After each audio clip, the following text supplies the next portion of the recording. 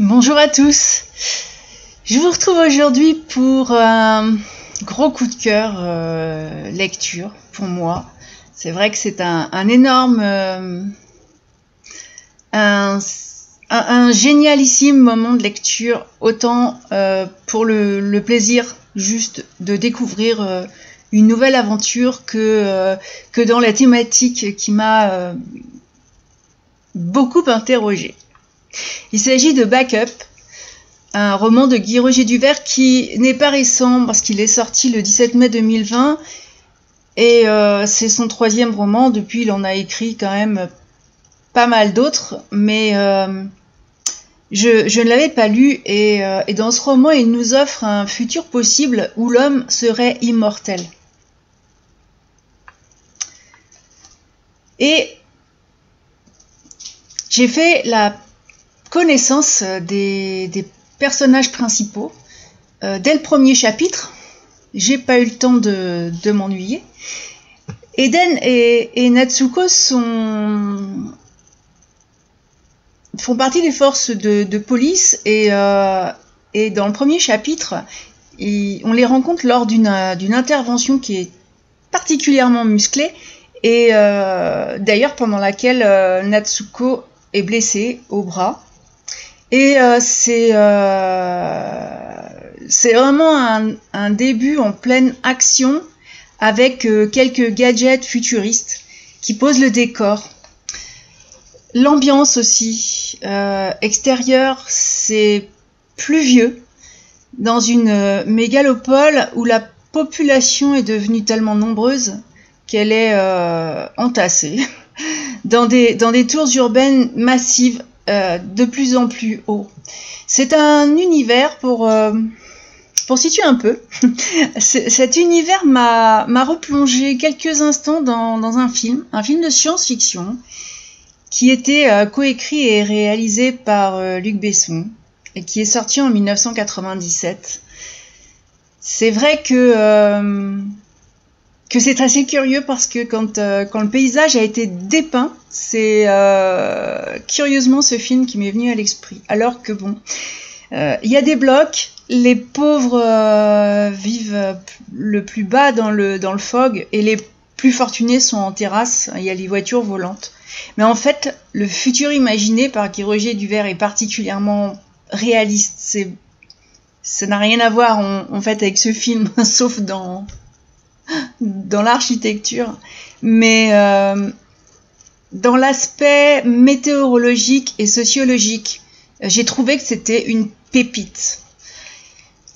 Eden et Natsuko ont mené à bien leur mission. Donc la jeune Kugelman est terrorisée, mais elle est vivante. Elle était retenue en otage et il leur appartenait de la récupérer.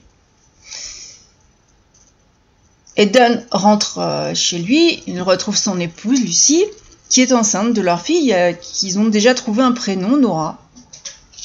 Mais Lucie, c'est la femme flic, comme on peut voir même dans les vieilles séries américaines, qui vit dans l'inquiétude, dans l'incertitude, parce que c'est vrai aussi pour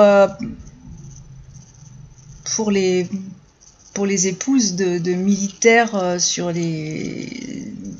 qui sont sur le terrain, qui sont toujours dans le combat. C'est vrai que la vie est fragile et que un jour on peut venir taper à votre porte pour vous annoncer que votre époux, que celui que vous aimez a été tué dans l'exercice de ses fonctions. Et chez Lucie, le personnage de Guy Roger Duvert, c'est devenu obsessionnel. Peut-être très certainement d'ailleurs de par sa grossesse, parce qu'elle refuse que son enfant puisse grandir sans un père et elle est très vis-à-vis de son mari. J'ai même trouvé que finalement elle pensait beaucoup à elle, et parce qu'elle veut qu'il change de fonction, elle veut qu'il soit dans un poste sans danger. Eden aime son travail et c'est c'est peut-être d'un côté égoïste de sa part de le pousser à changer alors que elle l'a épousé flic. C'est vrai que c'est l'une des premières finalement. C'est vrai que c'est toute la. Ça représente tout à fait l'humain d'accepter la situation et puis à un moment donné parce qu'il y a quelque chose qui change en soi-même. Donc là par exemple une grossesse chez cette jeune femme, de pousser celui qu'on aime à changer pour en fait convenir à une situation qui nous appartient.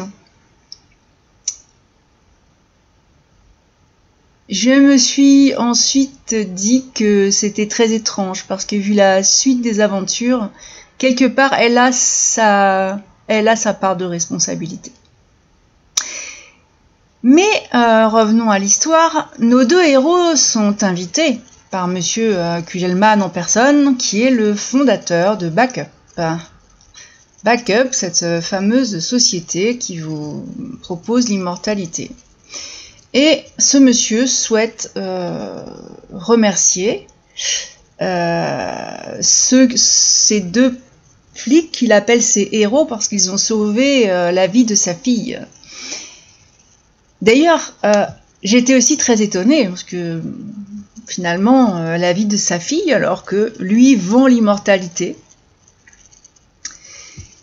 Et après les félicitations à ces deux policiers, il leur propose de visiter le site de sa société, Backup. Arrivé dans la salle des sauvegardes, il offre à Eden et Natsuko un abonnement illimité et gratuit dans le temps pour cette fameuse immortalité. Alors bien sûr, on se dit, Eden, devenant immortel, va pouvoir continuer son job tout en rassurant son épouse, tout le monde sera content. C'est pas toujours si simple, la vie. On se demande même, est-ce que c'est un rêve ou est-ce que c'est un cauchemar? Backup est quand même une société qui a le monopole là-dessus. L'accès à l'immortalité est réservé aux plus fortunés. C'est pas un service gratuit. Eden n'a pas la fortune requise et il se voit offrir ce dont finalement il rêvait sans avoir la possibilité financière de réaliser ce rêve lui-même, si toutefois c'était bien son rêve. Et je me demandais à ce moment-là comment l'homme accède à l'immortalité. Eh bien, Guy Roger Nouvert nous a apporté probablement l'une des solutions tout à fait possibles, qui est d'une simplicité à couper le souffle. Votre mémoire est sauvegardée comme votre ordinateur tous les soirs. Et si vous mourrez, si votre corps meurt, tout est prévu. Il y a des clones préfabriqués qui vont le remplacer. Et la dernière sauvegarde de votre intellect, donc, comme si ce que nous conservons dans nos neurones et nos synapses, c'est alors téléchargé dans un nouveau cerveau. Tout propre, tout neuf, tout nickel. Et la société ne semble pas adhérer à une charte éthique, finalement, comme elle est seule, ma foi. Alors que, si on y réfléchit bien, elle possède... Vous savez, dès que vous allez sur un site internet, on vous demande ce que le propriétaire du site peut faire de vos fameuses données personnelles. Et je me suis dit que la quête du Graal allait nous débarrasser très prochainement des DPO, donc une obligation de moins, au chouette, mais tout en me disant que certains d'entre vous ont probablement déjà envisagé de vivre éternellement. Alors je ne sais pas si dans ce désir, que je n'ai absolument pas d'ailleurs, il y a une réflexion derrière, ou est-ce que c'est uniquement l'ego qui parle? En tout cas, pour J.M. Besnier, l'obsession de l'immortalité est le symptôme de la haine de soi et de l'utopie d'une sortie de soi qui caractérise les dépressifs. Et c'est très contradictoire parce que la dépression est elle-même due à l'impuissance que l'homme éprouve devant la démesure de ces technologies. J'ai trouvé ce point de vue vraiment très intéressant et le roman Backup frôle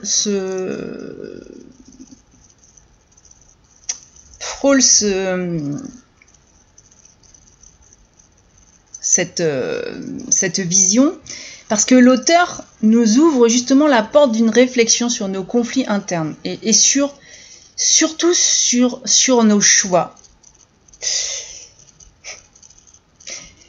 C'est pour moi un roman qui a étudié de toute urgence. Ouais, j'ai bien dit étudier, mais c'est aussi une lecture qui est là juste pour le plaisir. Et c'est en premier lieu, c'est ce qu'il a été en premier lieu pour moi. Et sur les premiers romans de cet auteur, il y a la technologie et son rôle y ont été pas mal développés sur des bases qui se révèlent scientifiques d'ailleurs. Et j'ai découvert en faisant des recherches que finalement les pouvoirs des technosciences ne sont pas vraiment ceux qu'on croit, mais par contre ils sont bien réels. Et le transhumanisme estime que l'évolution darwinienne procède trop lentement et que la condition biologique, enfin la nôtre, des êtres humains, d'ailleurs c'est curieux parce que des êtres humains, pourquoi pas des autres animaux, donc cette mise en place, Darwin ou un autre, elle est insatisfaisante. Donc finalement, l'humain n'est jamais content de ce qu'il a. Et cette libération, le transhumanisme, c'est attendu de la technique et plus du tout des secours de la religion ou de la sagesse comme ça a pu l'être, puisque dans la religion, on parle de résurrection, de réincarnation. Il y a beaucoup de formes de penser l'immortalité. Personnellement, je vais faire une parenthèse, je vais vous donner un peu ma vue de l'immortalité, parce que je vais prendre un exemple très concret. Je vais prendre l'exemple de tout ce que j'ai appris de mon grand-père. Il n'y avait pas la technologie, la télé n'était jamais allumée.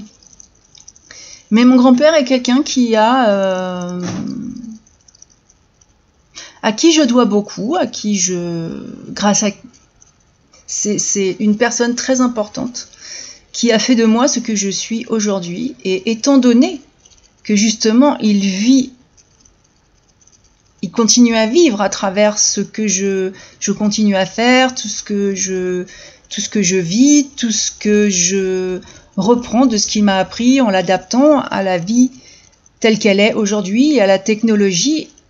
Cet homme est immortel. Et pourtant, son corps est enterré, depuis quelques années.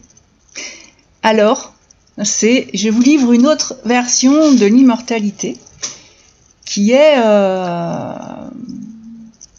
philosophique mais peut-être qu'il pose moins de questions éthiques, enfin, quoique, ça dépend de ce qu'on laisse derrière soi. J'ai lu aussi que le transhumanisme serait un post-humanisme qui va justement trop loin, faute de savoir où s'arrêter.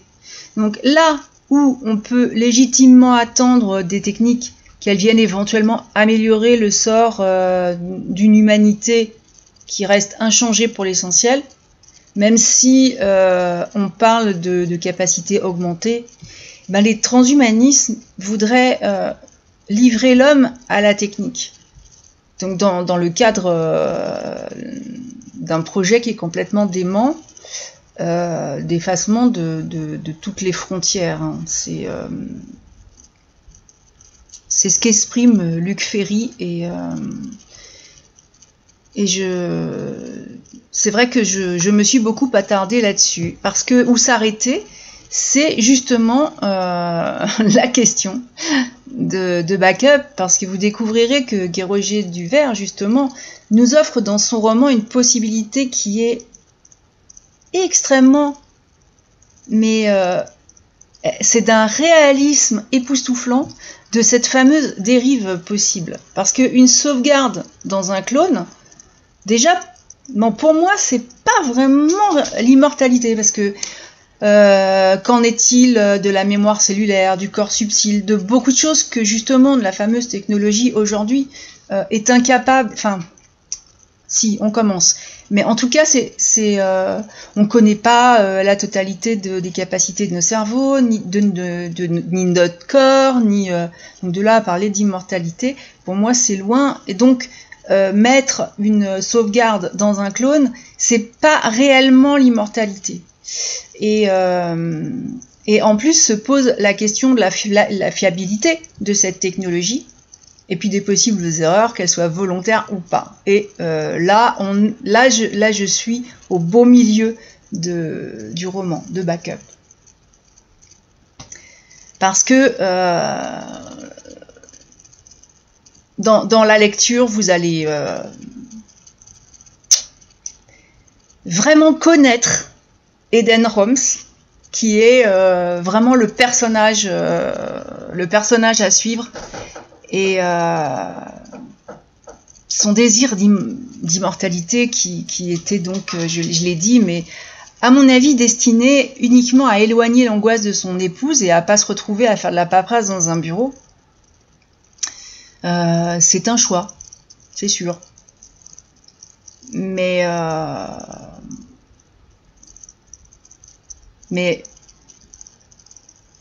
c'est pas forcément le choix qu'il aurait fait en dehors. Donc il y a toujours, un choix. Faire un choix me rappelle un autre film où il y a justement cette phrase qui est dite. Voilà, le problème, c'est le choix. Alors je considère que c'est pas un problème, je considère que c'est une liberté. Mais nos choix ouvre beaucoup de possibilités et de voies sur le prochain pas qu'on fait. Et c'est d'ailleurs bien précisé dans le résumé de l'auteur que tout ne s'est pas passé comme prévu pour Eden, hein, parce que quand il s'installe dans le siège de connexion, il ferme les yeux et il les rouvre quelques secondes après dans un lieu qu'il ne connaît pas et surtout dans un corps qui n'est pas le sien. Voilà. Comment peut-il être dans un corps qui n'est pas le sien? Et que va-t-il découvrir? Eh bien, vous le saurez en lisant Backup. Je ferai un groupe là-dessus, je crois. C'est des scientifiques qui ne sont pas tous adeptes déclarés du transhumanisme sont aujourd'hui affirmatifs. Pour ce qui concerne un allongement sensible de la vie humaine, jusqu'où peut-on aller dans ce sens? Parce que moi j'ai quand même une question, et une question que je me pose là tous les jours. Nous sommes déjà trop nombreux sur cette planète. L'humain prend la place des autres espèces et force même sa propre reproduction, se sert de tout ce qui est possible pour surmonter quelque chose qui est peut-être justement naturel et régulateur, c'est-à-dire l'infertilité. Alors si en plus, parce que là, il y a quelque chose qui montre bien ça dans Backup, c'est que voilà, elle va donner la vie. Donc si on reste purement mathématique, ça fait quand même +1. Et il n'y aura jamais -1 de l'autre côté. Donc au bout d'un moment, il y a plus que surpopulation, ça devient, parce que c'est toujours la question de on va manger quoi. Moi je mange pas beaucoup, hein, mais enfin quand même. Donc ce roman a été, reste, et il va le rester pour un moment, un énorme coup de cœur. Mais un coup de cœur. Alors je trouve qu'il se lit trop vite, parce que la plume de Guéroger Duvert, elle est tellement fluide, en plus c'est addictif, et ce livre, je l'ai lu, mais beaucoup trop rapidement. Pourtant, la journée, je lis pas. Je lis le matin et le soir. Mais dans la journée, eh bien, je ne lis pas. Mais je me suis dit peut-être qu'au fond de moi, vu la thématique, j'ai cherché une réponse philosophique ou quelque chose comme ça, mais c'est pas le but de ce roman. C'est un roman qui est pour le plaisir de la lecture. C'est vrai que quand j'ai suivi Eden Holmes dans cette, il y a de l'action tout le temps, il y a un suspense qui est incroyable, et il y a aussi un mystère qui est vraiment très bien gardé, et qu'on découvre sur les toutes dernières lignes. Donc c'est quelque chose, c'est ce qu'on attend d'une lecture, parce que la lecture, ça permet de s'évader. Bon, moi je fais partie des curieux qui ont toujours des tas de questions à se poser. N'empêche que la dernière page terminée, après, c'est vrai que je me suis pas posé les questions pendant la lecture, c'est une fois que je l'ai eu terminé, toutes les questions sont arrivées. Sur tous les détails de cette histoire, et c'est vrai que, bon, j'observe, ça c'est une déformation professionnelle peut-être, mais je suis curieuse, et c'est vrai que je regarde de loin, et avec un regard détaché maintenant, les changements de notre époque, ce qui se passe, ce qui arrive, et je